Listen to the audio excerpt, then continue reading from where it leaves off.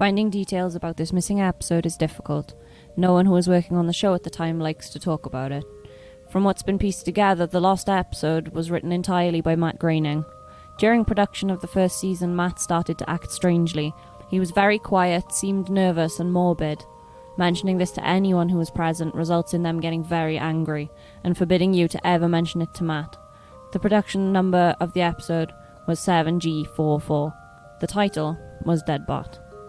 In addition to getting angry, asking anyone who was on the show about this will cause them to do everything they can to stop you from directly communicating with Matt Groening. At a fan event, I managed to follow him after he spoke to the crowd, and eventually had a chance to talk to him alone as he was leaving the building. He didn't seem upset that I'd followed him, probably expected a typical encounter with an obsessive fan.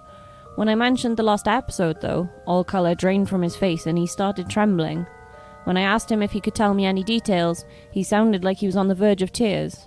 He grabbed a piece of paper, wrote something on it, and handed it to me. He begged me never to mention this episode again. The piece of paper had a website address on it. I'd rather not say what it was, for reasons you'll see in a second. I entered the address into my browser, and I came to a site that was completely black, except for a line of yellow text, a download link. I clicked on it, and a file started downloading. Once the file was downloaded, my computer went crazy. It was the worst virus I'd ever seen. System restore didn't work, the entire computer had to be rebooted. Before doing this though, I copied the file onto a CD. I tried to open it on my now empty computer, and as I suspected, there was an episode of The Simpsons on it. The episode started off like any other episode, but had very poor quality animation. If you've seen the original animation for Some Enchanted Evening, it was similar but less stable. The first act was fairly normal, but the way the characters acted was a little off.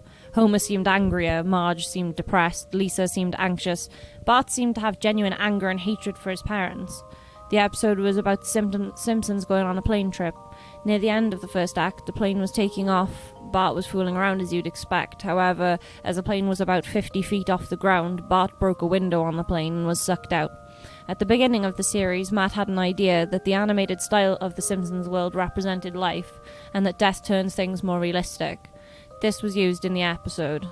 The picture of Bart's corpse was barely recognisable. They took full advantage of it not having to move and made an almost photorealistic drawing of his dead body. Act 1 ended with the shot of Bart's corpse. When Act 2 started, Homer, Marge and Lisa were sitting at their table crying. The crying went on and on. It got more pained and sounded more realistic. Better acting than you would think possible. The animation started to decay even more as they cried, and you could hear murmuring in the background. This crying went on for all of Act 2. Act 3 opened with a title card saying 1 year had passed. Homer, Marge and Lisa were skeletally thin and still sitting at the table. There was no sign of Maggie or the pets. They decided to visit Bart's grave. Springfield was completely deserted, and as they walked to the cemetery, the houses became more and more decrepit. They all looked abandoned. When they got to the grave, Bart's body was just lying in front of his tombstone, looking just like it did at the end of Act 1. The family started crying again. Eventually they stopped and just stared at Bart's body. The camera zoomed in on Homer's face.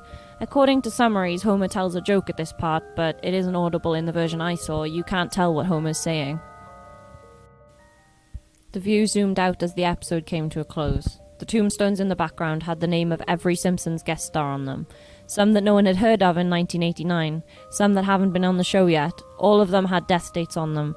For guests who died since, like Michael Jackson and George Harrison, the dates were when they would die. You can try to use the tombstones to predict the death of living Simpsons guest stars, but there's something odd about most of the ones who haven't died yet. All of their deaths are listed as the same date.